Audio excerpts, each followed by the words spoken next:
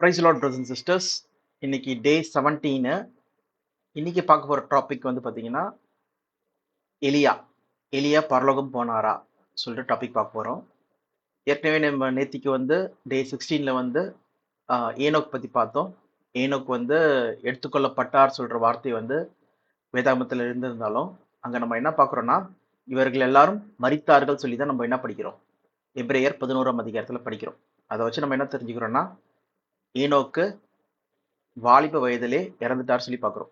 ஏன்னா அந்த காலத்தில் வாழ்ந்தவங்களாம் எவ்வளோ ஆண்டு வாழ்கிறாங்க, 900 வருஷம் வாழ்கிறாங்கன்னு சொல்லி பார்க்குறோம். ஓகே, அப்படி பார்க்கும்போது 920, 950, 930, 969 சொல்லிட்டு அவ்வளோ மேக்ஸிமம் இன்னொருத்தர் கூட பார்த்தீங்கன்னா 77 இல்லைன்னா 777 வயசு கிட்ட வாழ்றாரு சொல்லி பார்க்குறோம். ஓகேவா? ஆனால் ஏனோக்கு மட்டும் பார்த்தீங்கன்னா 36, 365 சொல்லி பார்க்குறோம். அது நம்ம கால்குலேஷன் பார்த்தீங்கன்னா ஒரு 36 வயசுல, ஒரு 93 வயசு வாழ்றவங்களுக்கும் ஒரு 36 வயசு வாழ்றவங்களுக்கும் டிஃப்ரென்ஸ் இருக்குல்ல. ஸோ பார்த்தீங்கன்னா சின்ன வயசுல இறந்து போனவங்க என்ன சொல்லுவாங்க, கடவுள் எடுத்துட்டாருப்பா அப்படி சொல்ற மாதிரி தான் அந்த அந்த விஷயத்த நம்ம பார்க்குறோம். ஏன்னா நம்ம ஒரு முக்கியமான ஒரு வசனத்தை வந்து நம்ம பார்க்க வேண்டியது இருக்கு. ஓகே, அந்த வசனம் வேணா பார்க்கலாம். எபிரேயர் 9ஆம் அதிகாரம், ஹீப்ரூஸ் 9. அதில் வந்து பார்த்தீங்கன்னா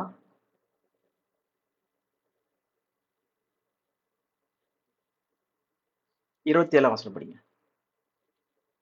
அன்றையும் ஒரே தரம் மரிப்பதும் பின்பு நியாயத்தீர்ப்பு அடைவதும் மனுஷருக்கு நியமிக்கப்பட்டிருக்கிறபடியே.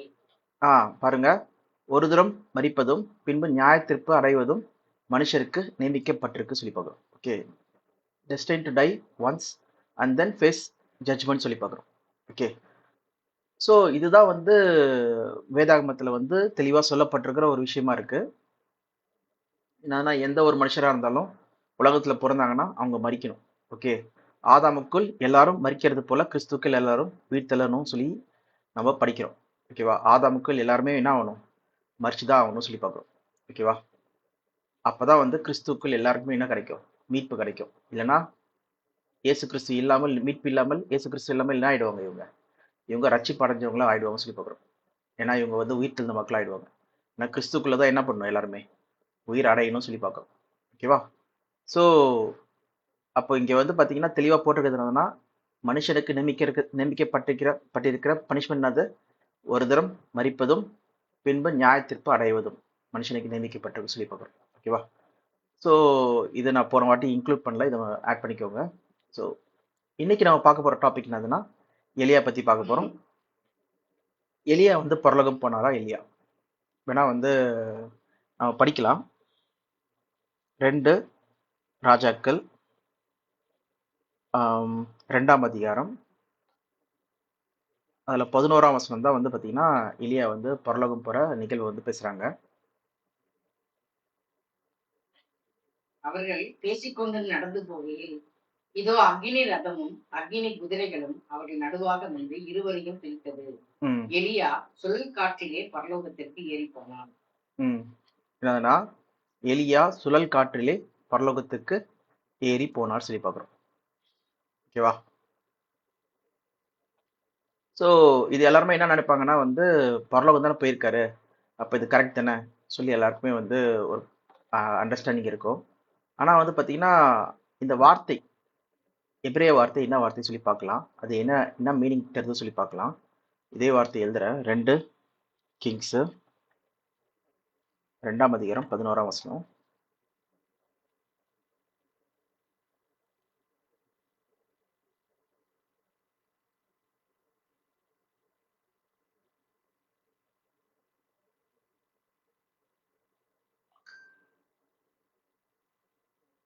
இங்க பாத்தீங்கன்னா அந்த வசனத்தை வந்து நான் கிரேக்க வார்த்தையில வந்து நான் எடுத்திருக்கேன்.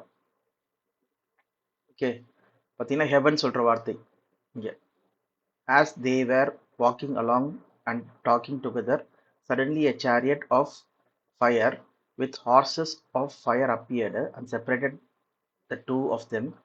Elijah went up into heaven in a whirlwind சொல்லி பார்க்குறோம்.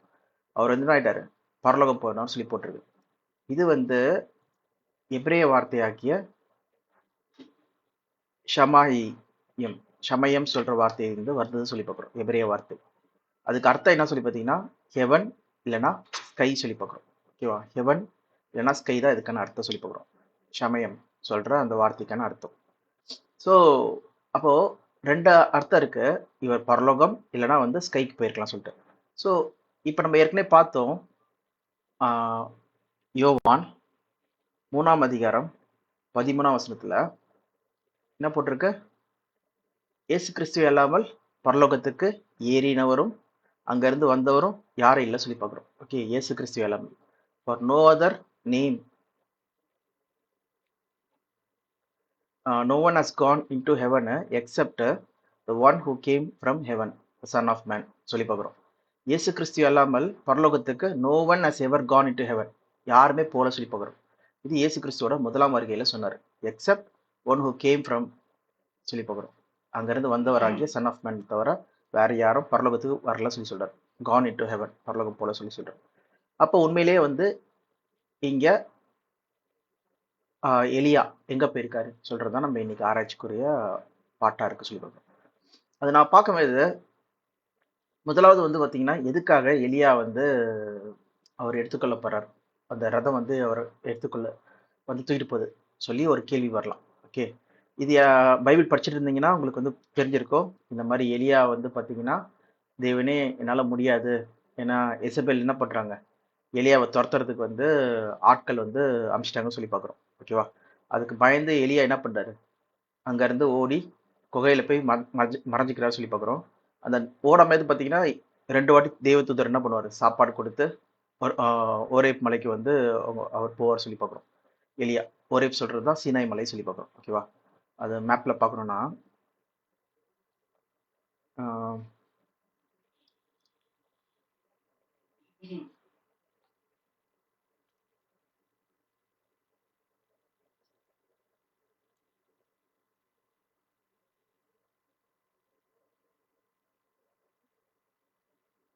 ஸோ தெரியும்னு நினைக்கிறேன் இது.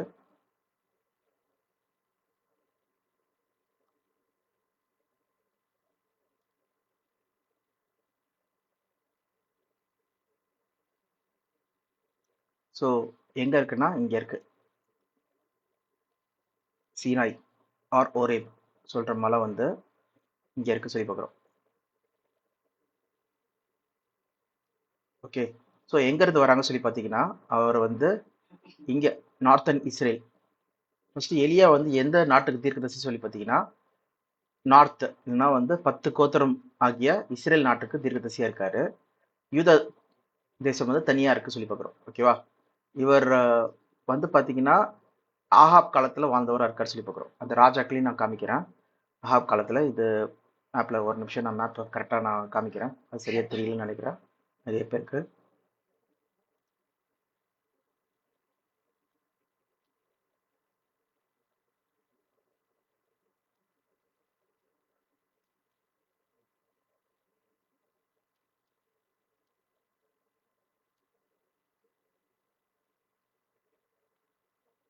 ஓகேவா, உங்களுக்கு தெரியுதா? ஓகே, ஸோ இங்க பாத்தீங்கன்னா இதுதான் வந்து சீனாய் ஆர் ஓரேப் மலை சொல்லி பார்க்குறோம். ஓகேவா, சீனாய் அல்லது ஓரேப் பர்வதம்.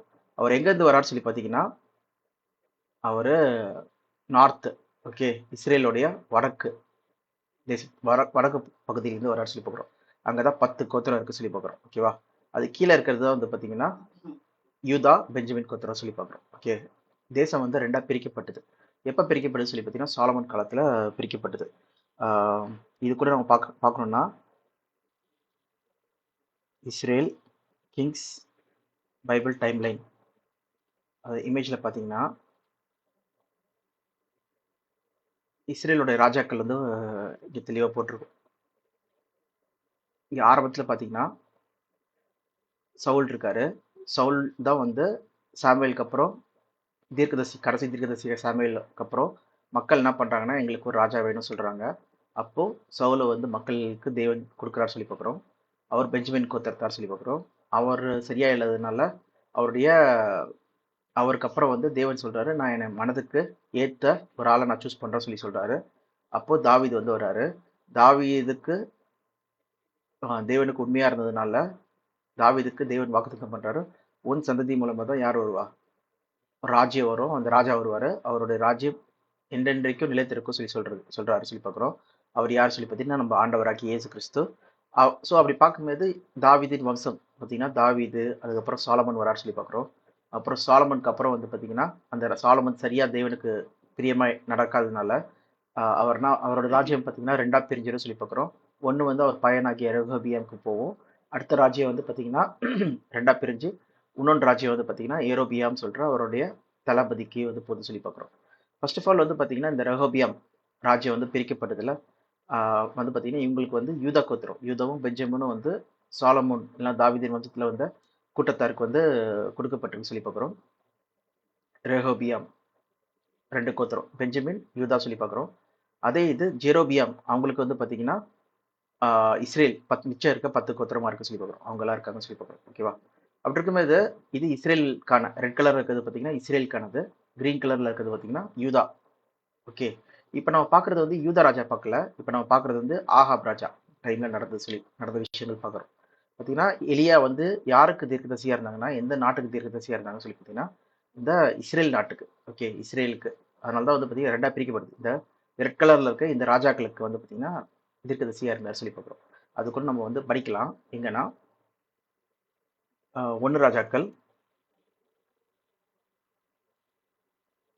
17ஆம் அதிகாரம் ஃபர்ஸ்ட் நம்ம போய் பார்க்கலாம். 17 1ஆம் வசனம் படிங்க. கீலேயாத்தின் குடிகளிலே கிஸ்பியனாகிய எலியா ஆகாபை நோக்கி, என் வாக்கின்படியே அன்றி இந்த வருஷங்களிலே பனியும் மழையும் பெய்யாதிருக்கும் என்று இஸ்ரேலின் தேவனாகிய கர்த்தருக்கு முன்பாக நிற்கிற நான் அவருடைய ஜீவனை கொண்டு சொல்கிறேன் என்றார். ஓகேவா? யாருன்னா எலியா என்ன சொல்றாரு? ஆகாப் கிட்ட சொல்றாரு. ஓகேவா? ஆகாப் நம்ம ஏற்கனவே பார்த்த மாதிரி அவர் எந்த நாட்டு ராஜா? கீழே இப்படி பார்த்தீங்கன்னா ஆகாப் சொல்றது இஸ்ரேல் நாட்டோட ராஜாவா இருக்கா சொல்லி பார்க்குறோம். புரியுதா? ரெட் கலர்ல இருக்கிறது எல்லாமே இஸ்ரேல் நாட்டோட ராஜா. ஓகே, ஸோ இங்கே பார்த்தீங்கன்னா ரெட் கலர்ல which indicates the rulers of Israel சொல்லி பார்க்குறோம் after the division of the kingdom. ஓகேவா? இது யுனைடெட் கிங்டம். இது வந்து யூதா, கிரீன் கலர் இருக்கிறது வந்து யூதா கிங்டம் சொல்லி பார்க்குறோம். ஓகேவா? ஸோ இங்கே ஆகாப் வந்து பார்த்தீங்கன்னா எந்த நாடு சொல்லி பார்த்தீங்கன்னா இஸ்ரேல் நாடு. இவர்கிட்ட தான் வந்து யார் எலியா வந்து பேசுறா சொல்லி பார்க்குறோம் 17ல. ஓகேவா? இப்போ ஒரு நிகழ்வு நடக்குது. அதுக்கப்புறம் தான் வந்து எலியா வந்து பார்த்தீங்கன்னா மலைக்கு ஓடுறாரு. என்ன நிகழ்வு சொல்லி பார்த்தீங்கன்னா கர்மேல் பர்வதத்துல வந்து ஒரு நிகழ்வு நடக்குது. அங்க வந்து பாலாக் வணங்குற அநேக இஸ்ரேல் மக்கள், அது மட்டும் இல்லாதபடிக்கு அவங்களுடைய ப்ரீஸ்ட் ஆசாரியர்கள், என்னதுன்னா ஆசிரியர்கள் சொல்லலாம், இல்லைன்னா வந்து பூஜாரிகள் என்ன பண்றாங்கன்னா வந்து அவங்களுக்கும் எலியாவுக்கும் ஒரு போட்டி மாதிரி வந்து வைக்கிறாங்கன்னு சொல்லி பார்க்குறோம். எதுக்காக இந்த போட்டி சொல்லி பார்த்தீங்கன்னா இஸ்ரேல் மக்கள் எல்லாருமே என்ன பண்றாங்கன்னா இந்த பால் சொல்ற அந்நிய கடவுள், என்ன புறஜாதி கடவுளை வந்து வணங்குற மக்களா இருக்காங்க. இந்த பால் யார் சொல்லி பார்த்தீங்கன்னா அவங்க பிள்ளைகளை வந்து பலி வாங்குற ஒரு அந்நிய ஒரு கடவுளா இருக்கு. அது வந்து சிலையா இருக்கு சொல்லி பார்க்குறோம். அது சும்மா கல் மண்ணால செய்யப்பட்டது. ஆனா மக்கள் என்ன பண்றாங்கன்னா அது பிலீவ் பண்றாங்கன்னு சொல்லி பார்க்குறோம். ஓகே, இஸ்ரேல் மக்களும். ஸோ சொல்லப்போனா இங்க இந்த பிக்சர்ஸ்லாம் பார்த்தீங்கன்னா உங்களுக்கு தெரியும், பால் இதுதான். ஓகே, அது முன்னாடி வந்து என்ன பண்ணுவாங்கன்னா அங்க குழந்தைங்களை வந்து என்ன பண்ணுவாங்கன்னா பலியா கொடுத்துட்டு அதை வந்து அக்னி நல்லா எரிய வைப்பாங்க. அப்போ அந்த குழந்தையும் வந்து செத்து போயிடும் சொல்லி பார்க்குறோம், எரிச்சிடும் சொல்லி பார்க்குறோம். ஸோ அப்படிதான் வந்து அவங்க தங்களுடைய பிள்ளைகளே என்ன பண்ணுவாங்கன்னா பலியா கொடுக்குறாங்க இந்த மாதிரி கெட்ட அசுத்த கடவுளுகளுக்கு. ஓகேவா? அசுத்தம் சொல்றது காட்டிலும் இது வந்து கல்லும் மண்ணும் இருக்கிற ஒரு இதுக்கு பிரோஜனம் இல்லாத ஒரு இருக்கு தங்களுடைய பிள்ளைகளே ஒப்பு கொடுக்குறாங்க சொல்லி பார்க்குறோம். இப்படிப்பட்ட விஷயத்த தேவன் வந்து நினைக்கவே இல்லை, அது கேட்கவே இல்லை சொல்லி பார்க்குறோம். அது தேவனே சொல்றாரு பாருங்க.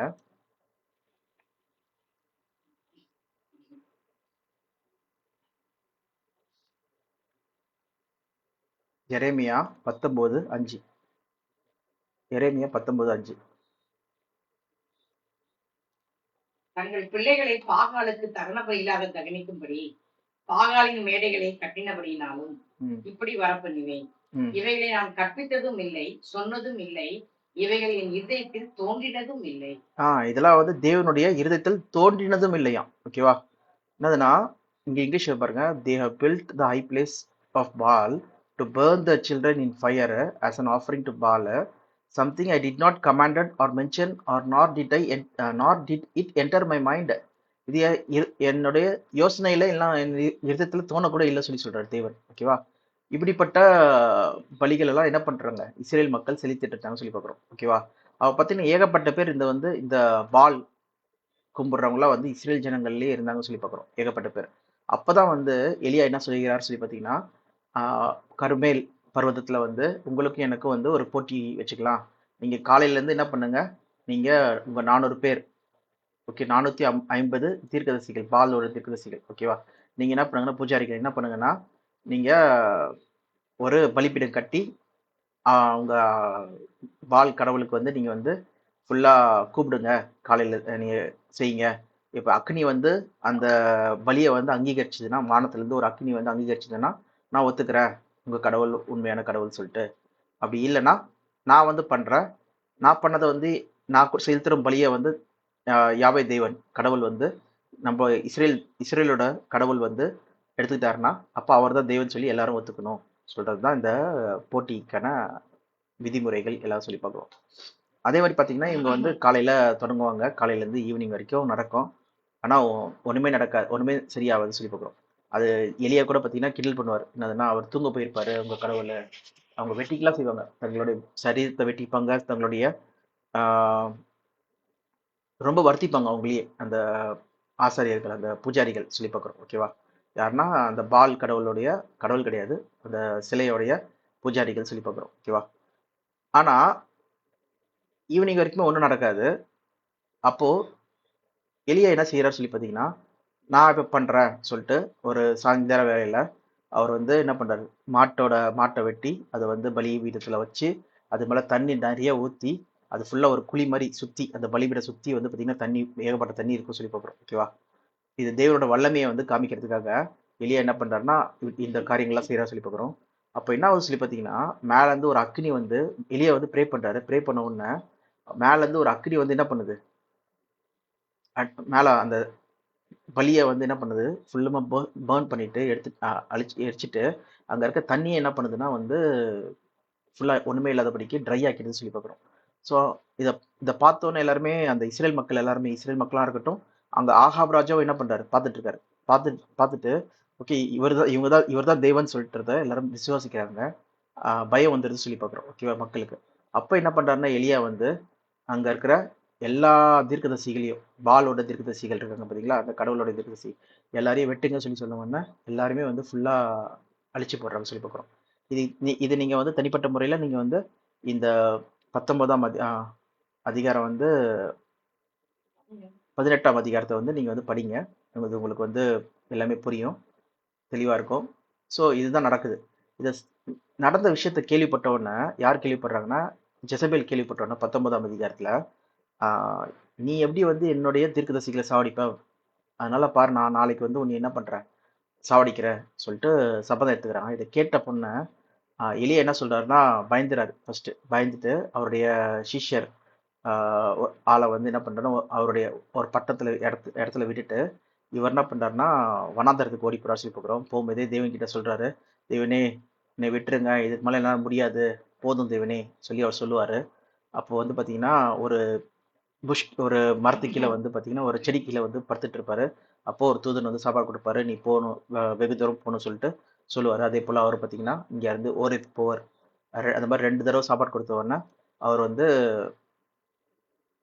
வெகு தூரம் போறதுக்கு அவருக்கு பலன் கிடைக்கும். அவர் என்ன பண்ணுவாருன்னா இங்க இருந்து நம்ம பார்த்தோம் பாத்தீங்களா ஓரேத் சினாய், இங்க இருந்து அவர் இங்க இருந்து அவர் என்ன பண்றாருன்னா ஓரேப் சினாய்க்கு வராரு சொல்லி பார்க்குறோம். ஓகே, ஓரேப்பு சினாய் ஒரே பேர் தான், ஒரே இடம் தான். அதுக்கு ஓரேப்பு சொல்லுவாங்க, சினாய் சொல்லுவாங்க சொல்லி பார்க்குறோம். நிறைய 40 நாள் கிட்ட என்ன பண்றாரு, பிரயாணப்பட்டு வராரு சொல்லி பார்க்குறோம். ஓகேவா? அந்த வசனம் வேணா படிக்கலாம், அந்த ஜெசபேல் சொல்றதையும் எலியா சொல்ற விஷயத்தையும் நம்ம பார்க்கலாம், படிங்க. 1 ராஜாக்கள் 19ஆம் அதிகாரம் 1ல இருந்து 5 வரைக்கும். எலியா செய்த எல்லாவற்றையும், அவன் தீர்க்கதரிசி எல்லாரையும் பட்டயத்தாலே கொன்று போட்ட செய்தி அனைத்தையும் ஆகாப் எசேபேலுக்கு அறிவித்தான். அப்பொழுது எசேபேல் எலியாவினிடத்தில் ஆள் அனுப்பி, அவர்களிலே ஒவ்வொருவருடைய பிராணனுக்கும் செய்யப்பட்டது போல நான் நாளை இந்நேரத்தில் உன் பிராணனுக்கு செய்யாதே போனால் தேவர்கள் அதற்கு சரியாகவும் அதற்கு அதிகமாகவும் எனக்கு செய்ய கடவர்கள் என்று சொல்ல சொன்னான். அவனுக்கு அது தெரிந்த பொழுது எழுந்து தன் பிராணனை காக்க யூதாவை சேர்ந்த பேர்சேபாவுக்கு புறப்பட்டு போய் தன் வேலைக்காரனை அங்கே நிறுத்தி விட்டான். அவன் வனாந்தரத்தில் ஒரு நாள் பிரயாணம் போய் ஒரு சூழச் செடியின் கீழ் உட்கார்ந்து தான் சாக வேண்டும் என்று கூறி, போதும் கர்த்தாவே, என் ஆத்துமாவை எடுத்துக்கொள்ளும், நான் என் பிதாக்களை பார்க்கிலும் நல்லவன் அல்ல என்று சொல்லி ஒரு சூழச் செடியின் கீழ் படுத்துக்கொண்டு நித்திரை பண்ணினான். அப்பொழுது ஒரு தூதன் அவனை தட்டி எழுப்பி எழுந்திருந்து போஜனம் பண்ணி என்றான். ஓகே, போஜனம் பண்ணிட்டு சொல்லி ஒரு தூதர் வந்து சாப்பாடு கொடுக்குறாரு சொல்லி பார்க்குறோம். அந்த மாதிரி அடுத்த தடவை சாப்பிட்டுட்டு தூங்கிடுவாரு. திருப்பியும் வந்து அடுத்த வாட்டியும் செகண்ட் டைம் வந்து தூதன் கொடுப்பாரு. அப்புறம் சாப்பிட்டுட்டு அவர் வந்து ஒரே மலைக்கு வந்து நடந்து போற சொல்லி பார்க்குறோம். ஓகேவா? அங்க போயிட்ட பிறகு தான் தேவன் என்ன பண்றாருன்னா மொத்தம் 3 காரியங்கள் சொல்றாரு. ஓகே, ஃபர்ஸ்ட் இங்க பாத்தீங்கன்னா அவர் என்ன சொல்றாரு, போதும் தேவன் என்னால் முடியாது சொன்ன உடனே தேவன் என்ன பண்ணிட்டாருன்னா இதுக்கு மேல இங்க இருக்க வேணாம் சொல்லிட்டு கடைசியா என்ன பண்றாரு சொல்லி பாத்தீங்கன்னா அவரை வந்து ஆஹ் அக்னி ரதத்துல தூக்கிட்டு போற நிகழ்வு தான் அதுக்கப்புறம் நடக்கிறது. ஃபர்ஸ்ட் பாத்தீங்கன்னா இவர் தேவனை வந்து பாக்குறாரு. அப்படியே கீழே நீங்க படிச்சீங்கன்னா அந்த அதிகாரத்திலேயே அவர் வந்து தேவனை வந்து சந்திக்கிறார் சொல்லி பார்க்குறோம். சந்திக்கும் போது அங்க தேவன் சொல்ற 3 காரியங்கள் நம்ம படிக்கலாம். படிங்க, 13ல இருந்து படிங்க. ஓரே மலையில வந்து தேவனோட பேசிட்டு இருக்காரு இப்போ எலியா. அதை எலியா கேட்டபோது தன் சால்வையினால் தன் முகத்தை மூடிக்கொண்டு வெளியே வந்து கெபியின் வாசலில் நின்றான். அப்பொழுது இதோ எலியாவே, இங்கே உனக்கு என்ன காரியம் என்கிற சத்தம் அவனுக்கு உண்டாயிற்று. அதற்கு அவன், சேனைகளின் தேவனாகிய கர்த்தருக்காக வெகு பக்தி வைராகியமாய் இருந்தேன். இஸ்ரவேல் புத்திரர் உமது உடன்படிக்கையை தள்ளிவிட்டார்கள், உம்முடைய பலிவிடங்களை இடித்து உம்முடைய தீர்க்கதரிசிகளை பட்டயத்தினால் கொண்டு போட்டார்கள். நான் ஒருவன் மாத்திரம் மீதியாயிருக்கிறேன், என் பிராணனையும் வாங்க தேடுகிறார்கள் என்றான். ஓகே, இதுல இருந்து நம்மளுக்கு என்ன புரியுது சொல்லி பாத்தீங்கன்னா இஸ்ரேல் நாடே வந்து என்ன ஆயிடுச்சு, முழுக்க முழுக்க அந்த பால் சொல்ற அந்த அந்நிய சிலை வழிபாடு பண்ற ஒரு மக்களாயிட்டாங்க. உண்மையான தேவனுடைய தீர்க்கதரிசிகளை என்ன பண்றாங்க, கொலை செய்ய எண்ணம் சிந்திக்கிறாங்க, இல்லைன்னா அவங்க கொலை பண்றாங்கன்னு சொல்லி பாக்குறோம். அதுக்காக தான் வந்து ஜெசபேலே வந்து சபதம் செய்யறாங்கன்னு சொல்லி பாக்குறோம். ஓகேவா? அவ பார்க்கும்போது நான் மட்டும் தப்பிச்சே சொல்லிட்டு யார் எலியா சொல்றாரு சொல்லி பாக்குறோம். ஓகேவா? அதுக்குதான் தேவன் வந்து கீழே 18ஆம் வசனத்துல வந்து பாத்தீங்கன்னா இல்லப்பா, பாகாலுக்கு பணியாத 7,000 பேரை நான் வச்சிருக்கேன் சொல்லிட்டு 18ஆம் வசனத்துல சொல்றாங்கன்னு சொல்லி படிக்கிறோம். படிங்க வேணா அத. சம்பவிப்பதாவது, ஆனாலும் பாகாலுக்கு முடங்காதிருக்கிற முழங்கால்களையும் அவனை முத்தம் செய்யாதிருக்கிற வாய்களையும் உடைய 7,000 பேரை இஸ்ரேலிலே மீதியாக வைத்திருக்கிறேன் என்றார். ஓகே, அதுக்கு ஆன்சர் பண்ணிட்டாரு. இப்போ இன்னொரு ஆன்சர் என்னதுன்னா, இவர் வந்து போதும் ஆண்டவரே, இதுக்கு மேல என்னால முடியாது சொல்லி சொன்னார் பாத்தீங்களா.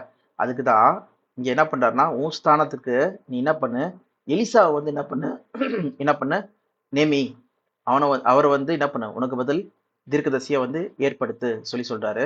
அது மட்டும் இல்லாதபடிக்கு ஆகாப் இன்னும் கொஞ்ச நாள்ல செத்து போயிடுவான். ஆகாப்க்கு அப்புறம் யெகூ சொல்ற ஆளை வந்து நீ என்ன பண்ணு, அடுத்த ராஜாவா இஸ்ரேல் நாட்டுக்கு வந்து வை சொல்லி சொல்றாரு. அதே போல எசேக்கியேல் சொல்றவரை வந்து ஆராம் சொல்றது இல்லைன்னா சிரியா நாட்டுக்கு வந்து ராஜாவா ஏற்படுத்து சொல்லி சொல்லுவாரு. எல்லாமே ஒரு திட்டத்து நிமித்தம் தேவன் வந்து சொல்றாரு சொல்லி பார்க்குறோம். இந்த 3 காரியத்தை வந்து யார்கிட்ட சொல்றாரு, எலியா கிட்ட சொல்றாரு சொல்லி பார்க்குறோம். படிங்க 15, 16. அப்பொழுது கர்த்தர் அவனை பார்த்து, நீ தமஸ்குவின் வழியாய் வனாந்திரத்துக்கு திரும்பி போய் ஆசாகேலை சிரியாவின் மேல் ராஜாவாக அபிஷேகம் பண்ணி, பின்பு நிம்சியின் குமாரனாகிய ஏகுவை இஸ்ரேலின் மேல் ராஜாவாக அபிஷேகம் பண்ணி, ஆபேல் மேகோலா ஊரானான சாப்பாத்தின் குமாரனாகிய எலிசாவை உன் ஸ்தானத்திலே தீர்க்கதரிசியாக அபிஷேகம் பண்ணு. உன் ஸ்தானத்துக்கு, ஓகேவா? ஏன்னா இவர் போதும் சொல்லிட்டாரு, அதனால உன் ஸ்தானத்துக்கு தீர்க்கதரிசியாக ஏற்பாடு பண்ணு சொல்லி தேவன் வந்து ஒரு ஐடியா கொடுக்குறாரு, ஒரு கட்டளை கொடுக்குறாரு சொல்லி பார்க்குறோம். அதே போல பாத்தீங்கன்னா எலியா என்ன பண்றாரு, எலிசாவை பாக்குறதுக்காக போற 19ஆம் வசனம் படிங்க. 19. அப்படியே அவன் அவிட விட்டு புறப்பட்டு போய் 12 ஏர் பூட்டி உழுத சாப்பாத்தின் குமாரனாகிய எலிசாவை கண்டான். அவரை வந்து தெரிந்து கொள்றாரு. தெரிந்து கொண்டு என்னதுன்னா தீர்க்கதரிசியா வந்து அவருக்கு அப்புறம் வர தீர்க்கதரிசியை ஏற்படுத்துற சொல்லி பார்க்குறோம். ஓகேவா? இந்த விஷயம்லாம் வந்து யாருக்கும் தெரியுது சொல்லி பார்த்தீங்கன்னா எலிசாவுக்கும் தெரியுது சொல்லி பார்க்குறோம். ஓகேவா? இதுக்கப்புறம் தான் நம்ம பாக்குறது என்னதுன்னா 2 ராஜாக்கள் 2ஆம் அதிகாரத்துல இவர் வந்து என்ன ஆகுறாரு? 11ஆம் வசனத்துல எலியா வந்து ரதத்தினால என்ன பண்ணப்படுறாரு? சேரியட் வந்து என்ன பண்ணுது? அக்னி மயமான குதிரை வந்து இவர் வந்து வானத்துக்கு கொள்ளுது சொல்லி பார்க்குறோம். ஓகேவா? டைம் முடிஞ்சிச்சு சொல்லிட்டு. அப்போ இவர் உண்மையிலேயே வானத்துக்கு எடுத்துக்கொள்ளப்பட்டாரா சொல்லி பார்த்தீங்கன்னா, நம்ம ஏற்கனவே நம்ம பார்த்தோம் என்னது? இயேசு கிறிஸ்துவ இல்லாமல் பரலோகத்துக்கு யாரும் போல சொல்லி பார்த்தோம். ஓகேவா? அப்போ இவர் எங்க போனாரு சொல்லி பார்த்தீங்கன்னா, இதுக்கப்புறம் இருக்கிற விஷயங்கள் படிச்சாலே நம்மளுக்கு புரிஞ்சிடும். அப்போ என்னதுன்னா எலிசா வந்து என்ன சொல்றாருன்னு சொல்லி பார்த்தீங்கன்னா, உனக்கு 2 பேரும் நடந்து போயிட்டு இருக்கும்போது, உனக்கு என்ன தரட்டும் சொல்லி கேட்கும்போது, உங்ககிட்ட இருக்கிற அந்த வல்லமையில 2 மடங்கான வல்லமை எனக்கு வேணும்னு சொல்லுவார். வேணா படிங்க 9ஆம் வசனம். 2 ராஜாக்கள் 2ஆம் அதிகாரம் 9ஆம் வசனம். அவர்கள் அக்கறைப்பட்ட பின்பு எலியா எலிசாவை நோக்கி, நான் உன்னை விட்டு எடுத்துக்கொள்ளப்படும் முன்னே நான் உனக்கு செய்ய வேண்டியது என்ன கேள் என்றான். அதற்கு எலிசா, உம்மிடத்தில் உள்ள ஆவியின் வரம் எனக்கு இரட்டிப்பாய் கிடைக்கும்படி வேண்டுகிறேன் என்றார். ஏன்னா இவர் வந்து போறாரு, முடிஞ்சிச்சு, இவரோட பயணங்கள் முடிஞ்சிச்சு. ஒரே நிமிஷம்.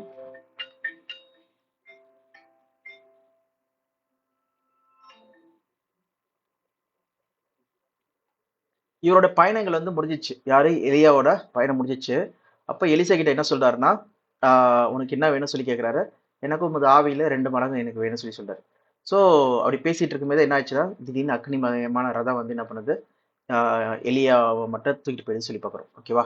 அப்போ இவர் வானத்துல இவர் கூப்பிடுறாரு, என் பிதாவே சொல்லிட்டு கூப்பிடும்போது மேல இருந்து அந்த கார்மெண்ட், அந்த துணியை வந்து கீழே கிழிச்சு போட்ட உடனே அதை எடுத்துக்கிட்டு அந்த யோர்தான் நதி அடிக்கிறாரு. அது 2ஆ விலகுது. அப்ப பாத்தீங்கன்னா அங்க இருக்க மக்கள் எல்லாரும் என்ன ஆகுறாங்க? அங்க இருக்க தீர்க்கதரிசிகள் யாருன்னா எலியாவை பின்தொடர்ந்த தீர்க்கதரிசிகள் இப்ப எலிசா பின்னாடி வந்துடுறாங்கன்னு சொல்லி பார்க்குறோம். ஓகேவா? நாங்க வேணா எலியாவை போய் தேடட்டுமா சொல்லி கேட்கறாங்க. வேணா படிங்க 15ஆம் வசனம், 15, 16. எரிகோவில் பார்த்து கொண்டு நின்ற தீர்க்கதரிசிகளின் புத்திரர் அவனை கண்டவுடனே, எலியாவின் ஆவி எலிசாவின் மேல் இறங்கி வருகிறது என்று சொல்லி அவனுக்கு எதிர்கொண்டு போய் தரை மட்டும் கொடுத்து அவனை வணங்கி, இதோ உமது அடியாரோட 50 பலவான்கள் இருக்கிறார்கள், அவர்கள் போய் உம்முடைய எஜமானை தேடும்படி உத்தரவு கொடும். ஒருவேளை கர்த்தருடைய ஆவியானவர் அவரை எடுத்து பர்வதங்களில் ஒன்றின் மேலாகியும் பள்ளத்தாக்குகளில் ஒன்றிலாகியும் கொண்டு போய் வைத்திருப்பார் என்றார்கள். ஓகே, அப்படி வச்சிருப்பாங்க சொல்லி சொல்றாங்க. ஏன்னா ஏன் இப்படி சொல்றாங்க? இதை நம்ம வரலாம். அதுக்கு எலிசா என்ன சொல்றாரு? நீங்க போய் தேட வேணாம் சொல்லி சொல்றாரு. ஏன் தேட வேணாம் சொன்னாரு இவரு சொல்லி பாத்தீங்கன்னா, நம்ம ஏற்கனவே பார்த்துட்டோம். ஏன் தேட வேணாம் சொன்னாரு? எலியா என்ன சொன்னாரு தேவன் கிட்ட? போதும் ஆண்டவரே சொன்னதுக்கு தேவன் என்ன பண்ணாரு? இந்த 3 காரியம் மட்டும் செய்ய, உனக்கு அப்புறம் யாரும் எலிசாவை நியமிச்சு வச்சிரு, உனக்கு அப்புறம் அவர் தான் தீர்க்கதரிசியா இருக்கணும் இஸ்ரேலுக்கு சொல்லிட்டு பாத்தீங்கன்னா, அதே போல நியமிச்சுட்டு வச்சுட்டாரு. அப்போ இது எல்லாமே யாருக்கு தெரியும் சொல்லி பாத்தீங்கன்னா, எலிசாக்கு தெரியும். ஓகேவா? எலியா இதை வந்து ஃபுல்லா எலிசா கிட்ட சொல்லியிருக்கிறாரு சொல்லி பாக்குறோம். அப்போ அதனாலதான் என்ன சொல்றாருன்னு, நீங்க போய் தேட வேணாம் சொல்லி சொல்றாரு. ஆனா இவங்க என்ன சொல்றாங்க? இல்ல, ஸ்பெசிஃபிக்கா இவங்க சொல்ற விஷயம் என்னதுன்னா, தேவனோட ஆவி என்ன பண்ணுமா? அவரை வந்து இங்க இருந்து எடுத்துட்டு வேற எங்கேயாவது கொண்டு போய் வேற மலைகள்லயோ இல்லைன்னா வேற பள்ளத்தாக்குலயோ வச்சிருக்க சொல்லி அவங்களே சொல்றாங்க. அப்ப இந்த மாதிரி நிகழ்வு வந்து ஏற்கனவே நடந்திருக்கலாம். ஓகே, நிறைய தடவை நடந்திருக்கலாம். அதனாலதான் இவங்க வந்து என்ன சொல்றாங்க?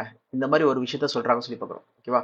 ஃபார் எக்ஸாம்பிள் இதே விஷயம் புதிய ஏற்பாடுல நடந்திருக்கு. எங்க நடந்திருக்கு சொல்லி பாத்தீங்கன்னா, அப்போஸ்தலர் நடவடிக்கை 8ஆம் அதிகாரத்துல பிலிப்புக்கு நடந்திருக்கு. அந்த எத்தியோப்பிய மந்திரிக்கு வந்து அவர் வந்து ஞானஸ்தானம் கொடுத்துட்டு இருப்பாரு. கொடுத்துட்டு இருக்கும்போதே என்ன ஆயிடும்னு சொல்லி பாத்தீங்கன்னா, திடீர்னு பிலிப் வந்து மறைஞ்சிடுவார். அதுக்கப்புறம் ஆசோத் சொல்ற ஒரு இடத்துல தான் வந்து காணப்படுவார் சொல்லி பார்க்குறோம். ஓகேவா? வேணா படிங்க.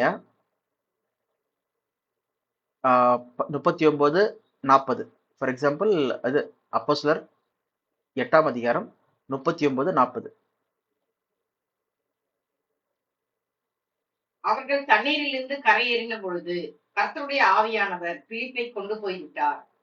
மந்திரி அப்புறம் அவனை காணாமல் சந்தோஷத்துடனே தன் வழியே போனான். பாத்தீங்கன்னா, கர்த்தருடைய ஆவி ஆனவர் என்ன பண்ணாரா? பிலிப்ப அந்த இடத்துல இருந்து வேற இடத்துல போய் கொண்டு போய் விட்டாராம். அவர் மறைஞ்சிட்டாராம் பிலிப்பு. ஓகே, அது அடுத்த வசனம் படிங்க. 40. பிலிப்பு ஆசோத்திலே காணப்பட்டு அவ்விடத்திலிருந்து பிரயாணம் பண்ணி செசரியாவுக்கு வருகின்ற வரையிலே சகல பட்டணங்களிலும் சுவிசேஷத்தை பிரசங்கித்துக் கொண்டு வந்தான். அப்ப பாத்தீங்கன்னா, பிலிப்பு எங்க காணப்பட்டாரா? ஆசோத்திலே காணப்பட்டார் சொல்லி பார்க்கிறோம்.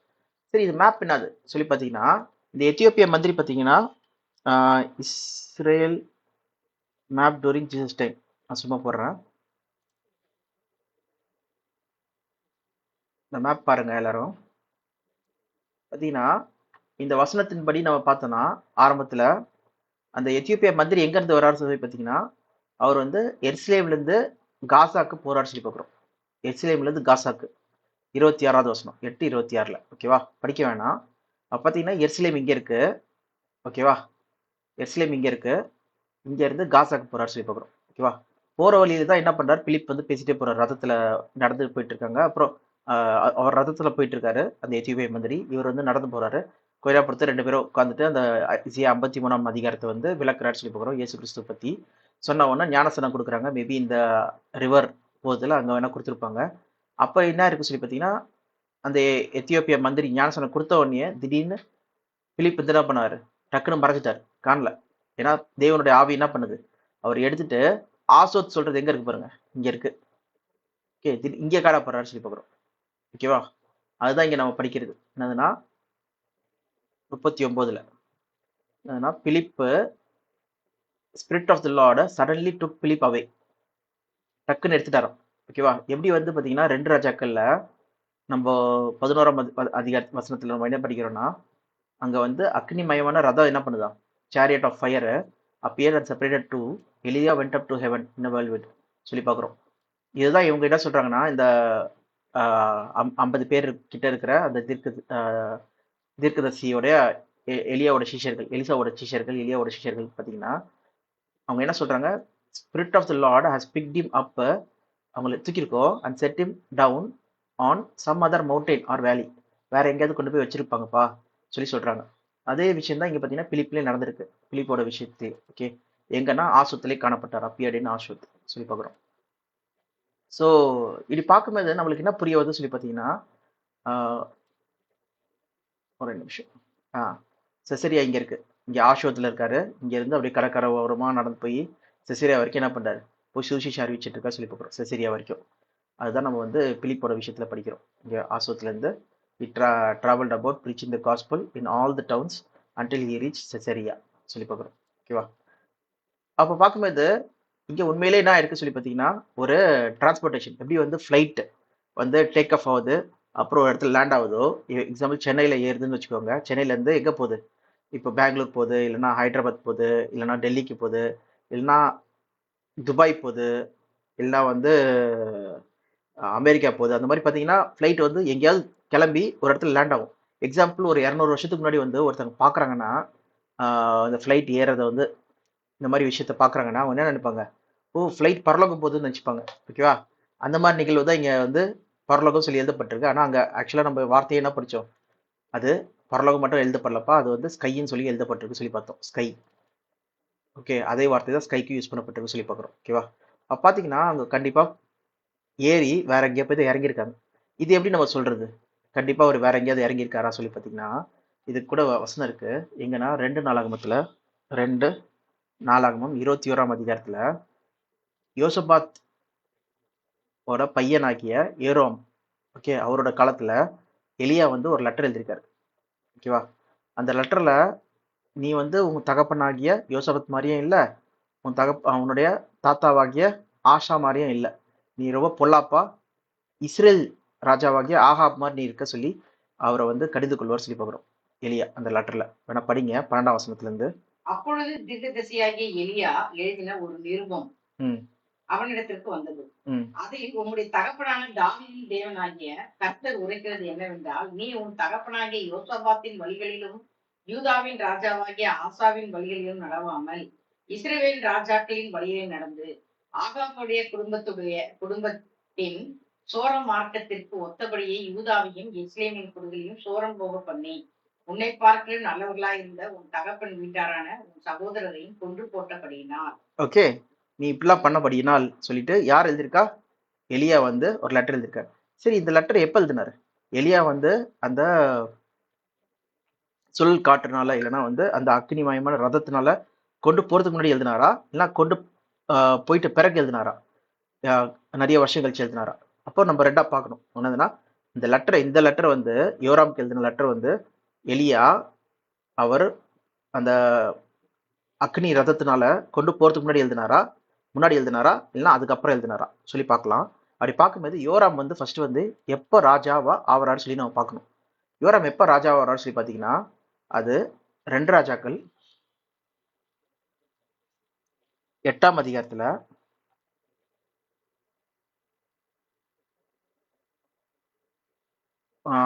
16ஆம் வசனம் படிங்க. 16.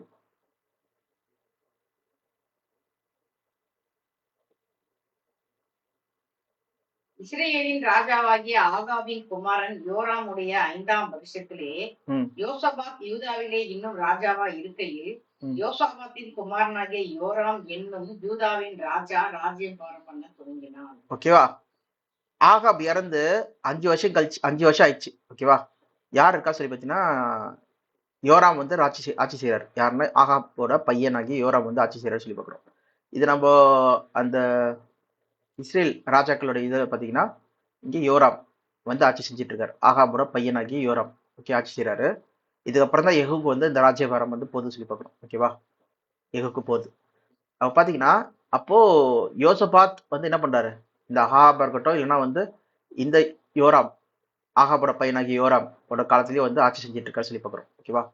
அப்போ வந்து இந்த யோராம் வந்து பார்த்தீங்கன்னா யூதாவோடைய யோராம் வந்து பார்த்தீங்கன்னா ஆகாபோட பையன் இருக்கா பார்த்தீங்களா, அவனுடைய 5வது வருஷத்துல என்ன பண்றாரு, இவர் ராஜ்யத்துக்கு வராரு சொல்லி பார்க்குறோம்.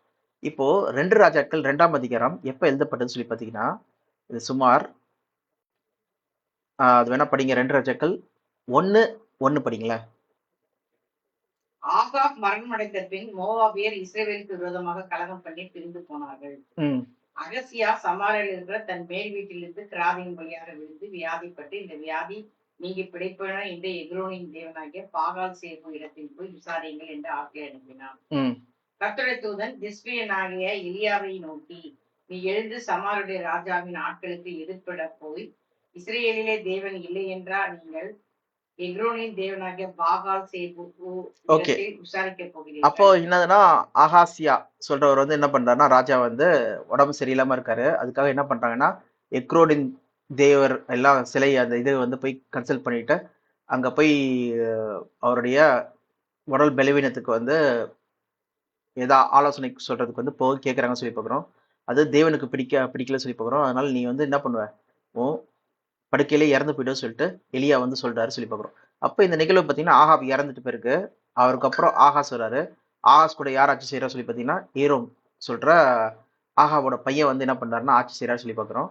அந்த ஏரோமோட 5வது வருஷத்துல தான் என்ன பண்றாரு பார்த்தீங்கன்னா இங்கே 8ஆம் வசனத்துல 2 ராஜாக்கள் 8ல நம்ம என்ன படிக்கிறோம்னா யோசபாத்தோட பையன் ஏரோம் வந்து ஆட்சி செய்யறாரு சொல்லி பார்க்குறோம். அப்போ பார்த்தீங்கன்னா இதெல்லாம் வந்து பார்த்தீங்கன்னா இப்போ எக்ஸாம்பிள் உங்களுக்கு சிம்பிளா புரிய வைக்கணும்னா வந்து 8ஆம் அதிகாரம் 2 ராஜாக்கள் 8ஆம் அதிகாரம் எப்ப நடந்த விஷயம், 2 ராஜாக்கள் 2ஆம் அதிகாரம் நடந்து முடிஞ்சு. ஃபார் எக்ஸாம்பிள் 2 ராஜாக்கள் 2ஆம் அதிகாரத்துல தான் வந்து பார்த்தீங்கன்னா எலியா வந்து பரலோகம் போறாரு சொல்லி பார்க்குறோம். அப்போ அடுத்து வந்து 3ஆம் அதிகாரம் 4, 5, 6, 7, 8 அப்போ 8ஆம் அதிகாரத்துல தான் பார்த்தீங்கன்னா நம்ம என்ன படிக்கிறோம்னா யோராம் ஜோராம் வந்து பார்த்தீங்கன்னா யாருன்னா ஜோசப்பத்தோட பையன் வந்து ராஜாவா வராரு சொல்லி பார்க்குறோம். அந்த அவரை பத்தி தான் என்ன எழுதிருக்குன்னா 4ஆகமத்துல நம்ம படிச்சோம். என்னதுன்னா அவர் வந்து யோராம் அவர் வந்து என்ன பண்றாருன்னா யோசபாத் போலயோ இல்ல ஆசா போலயோ வந்து யூத ராஜாக்கள் போல இல்ல, நீ வந்து ஆகா போல நீ இருக்க சொல்லிட்டு அவர் வந்து கடிந்து கொள்றாரு சொல்லி பார்க்குறோம். எலியா சொல்லி பார்க்குறோம். அப்போ பார்த்தீங்கன்னா நம்மளுக்கு இதுல இருந்து நம்ம என்ன தெரியுதுன்னு சொல்லி பார்த்தீங்கன்னா அது கூட நம்ம திரும்பி பார்க்கலாம். 2 நாளாகமம் 21ஆம் அதிகாரம் இந்த லெட்டர் 12ஆம் வசனத்துல பார்த்தீங்கன்னா லெட்டர் வந்தது வந்து பார்த்தீங்கன்னா யாருக்கு வருது, யோராமுக்கு வருது. யோராம் எப்போ ஆட்சிக்கு வராரு சொல்லி பார்த்தீங்கன்னா இங்க ஆகாப் ராஜாவோட பையன் அவருடைய 5வது வருஷத்துல தான் என்ன பண்றாரு, இவர் ஆட்சிக்கு வராரு சொல்லி பார்க்குறோம். அப்ப அதுல இருந்தே நம்மளுக்கு தெரிய வருது என்னதுன்னா இந்த நிகழ்வு வந்து எலியா அந்த சுழல் காற்றுனால எடுத்துக்கொள்ளப்பட்ட ரொம்ப வருஷம் கழிச்சு தான் எடுத்துக்கொள்ளப்பட்ட பிறகு அது 2வது அதிகாரத்துல நடக்குது. 2 ராஜாக்கள் 2ஆம் அதிகாரத்துல 3ஆம் அதிகாரம் 4ஆம் அதிகாரம் 5ஆம் அதிகாரம் 6ஆம் அதிகாரம் 7ஆம் அதிகாரம் 8ஆம் அதிகாரத்துல தான் பாத்தீங்கன்னா இங்க யோசபாத் வந்து யோசபாத் பையனாகிய யோராம் வந்து ராஜாவா வர்றாரு. அவர் ராஜாவை கொஞ்சம் வருஷம் வந்து ஆட்சி செய்யணும் வேற. ஓகேவா? ஆட்சி செஞ்சுட்ட பிறகு அவர் கடைசியில என்ன ஆகுதுன்னு சொல்லி பார்த்தீங்கன்னா இங்க செய்யற ஆட்சி சரியில்லாததுனால அவர் வந்து அவருக்கு வந்து கடிந்து கொள்ளும்படிக்கு எலியா வந்து ஒரு லெட்டர் எழுதுறாரு சொல்லி பார்க்குறோம். அப்போ பார்த்தீங்கன்னா எலியா ஒரு லெட்டர் எழுதுறாருன்னா அப்போ அந்த சுழல் காற்றுனால அந்த அக்னி ரதம் வந்து எங்க தூக்கிட்டு போய் அவர் விட்டுருக்கு, சொல்லி பார்த்தீங்கன்னா இஸ்ரேல் நாட்டிலேருந்து அவர் எங்கே கொண்டு போய் விட்டுருக்கு சொல்லி பார்த்தீங்கன்னா யூதா நாட்டில் போய் விட்டுருக்கு சொல்லி பார்க்குறோம். ஏன்னா அதுக்கு முன்னாடி வரைக்கும் பார்த்தீங்கன்னா அவர் யார்கிட்ட பேசிட்டு இருக்காரு சொல்லி பார்த்தீங்கன்னா இஸ்ரேல் ராஜா கிட்ட தான் வந்து நீ செய்யற தப்பா இருக்கு, நீ இது பண்ணணும் அது பண்ணணும் சொல்லி இஸ்ரேல் மக்கள் கிட்ட தான் பேசிட்டு இருக்காரு சொல்லி பார்க்குறோம்.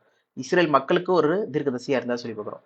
அப்போ அந்த இடத்துல இருந்து அந்த இடத்துக்கு பதிலாக யாரை கொண்டு வராரு சொல்லி பார்த்தீங்கன்னா எலிசா வந்து கொண்டு வந்துறாரு. ஆனா எலியாவோ எங்க போயிறாரு சொல்லி பார்த்தீங்கன்னா இஸ்ரேல் நாட்டுல இருந்து யூதா நாட்டுக்கு போயிறாரு சொல்லி பார்க்குறோம். அங்க இருக்கிற ராஜாவாகிய யோசபாத் இருக்கட்டும், யோசபாத்தோட பையனா இருக்கட்டும், அவங்களுக்கு வந்து என்ன பண்றாருன்னா தீர்க்கதரிசனம் சொல்றவரா இருக்கிற மாதிரி தான் தெரியுது சொல்லி பார்க்குறோம். ஏன்னா அவர் அதுதான் லெட்டர் எழுதியிருக்காரு. யாருக்கு எழுதியிருக்காருன்னா இஸ்ரேல் நாட்டில் இருக்கிற ராஜாக்கு எழுதல, இங்கே யூதா ராஜாவுக்கு எழுதியிருக்காரு சொல்லி பார்க்குறோம். ஸோ இதுதான் இங்கே நம்ம பார்க்குற நிகழ்வு. அவர் எலியா வந்து பார்த்தீங்கன்னா பரலோகம்லாம் போல, அவர் வந்து பூமியில தான் வந்து அவர் இஸ்ரேல் நாட்டில இருந்து யூதா நாட்டில் வந்து எங்கேயோ ஒரு இடத்துல வந்து தேவன் அவர் வச்சிருக்கிறாரு. அது மட்டும் இல்லாதபடிக்கு அவர் லெட்டர் எழுதுனது பார்த்தீங்கன்னா 8ஆம் அதிகாரத்தில் தான் எழுதப்பட்டிருக்கு சொல்லி பார்க்குறோம். நம்ம பார்க்கும்போது அவர் பூமியில தான் இருக்காரு. அவர் பரலோகத்திலேருந்து லெட்டர் எழுதுவங்களை யாராவது பார்த்தீங்கன்னா கிடையாது. பரலோகத்திலேருந்து யாராவது தூதர் தான் அனுப்புவாங்க. ஏன்னா இயேசு கிறிஸ்துவா இருந்தாலும் சரி, தேவனா இருந்தாலும் சரி, தூதர் தான் அனுப்புவாங்க சொல்லி பார்க்குறோம். ஆனால் பரலோகத்திலேருந்து லெட்டர் எழுத மாட்டாங்க. ஆனால் இவர் லெட்டர் எழுதுறாருன்னா அப்போ பூமியிலேருந்து தான் பார்த்தீங்கன்னா ஓலைச்சுவடிகள் இல்லைன்னா ஒரு புறாவில் வந்து லெட்டர் எழுதி அனுப்புறது அந்த மாதிரி காரியங்கள்லாம் நடக்கும் சொல்லி பார்க்குறோம். ஸோ அப்போ இங்கே பூமியில தான் எங்கேயோ வந்து தேவன் வச்சிருக்காரு. எப்படி ஃப்ளைட்டை வந்து எப்படி பிலிப்பை தூக்கிட்டு போய் வச்சாரோ தேவனோட ஆவி வந்து அதே மாதிரி தான் அங்கே இருக்கிற மக்களும் என்ன பண்ணுறாங்க அதான் சொல்கிறாங்க. அங்கே இருக்க மற்ற தீர்க்கதரிசிகள் ஓகே 50 பேர்கிட்ட என்ன சொல்கிறாங்கன்னா நாங்கள் போய் தேடி பார்க்குறோம் சொல்லி போகிறாங்கன்னு சொல்லி பார்க்குறோம். ஓகேவா? அப்போ பார்த்தீங்கன்னா அங்கே எங்கேயாவது அந்த தேவனோட ஆவி வந்து இங்கேருந்து வேற எங்கேயாவது கொண்டு போய் வச்சிருப்பாங்க, நான் போய் தேடி பார்க்குறேன் சொல்லி சொல்கிறாங்க. ஸோ இது எல்லாத்தையும் பார்க்கும்போது நம்மளுக்கு என்ன புரிய வரும்னு சொல்லி பார்த்தீங்கன்னா எலியா பரலோகம் போகவில்லை. அது மட்டும் இல்லாமல் இயேசு கிறிஸ்து என்ன சொல்றாரு, என்னை தவிர பரலோகத்துக்கு ஏறினவர் ஒருவரும் இல்லை சொல்லி சொல்றாரு. அது மட்டும் இல்லாதபடிக்கு ஒரு தரம் யாரா இருந்தாலும் சரி மனுஷங்களா பிறந்தாங்களா என்ன ஆகணும், மறிக்கணும்னு சொல்லி பார்க்குறோம். ஈவன் நம்ம இயேசு கிறிஸ்துவ என்ன ஆனார், மறித்தார் சொல்லி பார்க்குறோம். ஓகேவா? மனுஷனா பிறந்தா. அதுதான் வந்து நம்ம இப்ரேயர் 9ஆம் அதிகாரம் 27ஆம் வசனத்துல நம்ம படிச்சோம். ஓகேவா? அது வேணா திருப்பி ஒரு வாட்டி படிச்சுட்டு நம்ம முடிக்கலாம். எபிரேயர் 9ஆம் அதிகாரம் 27.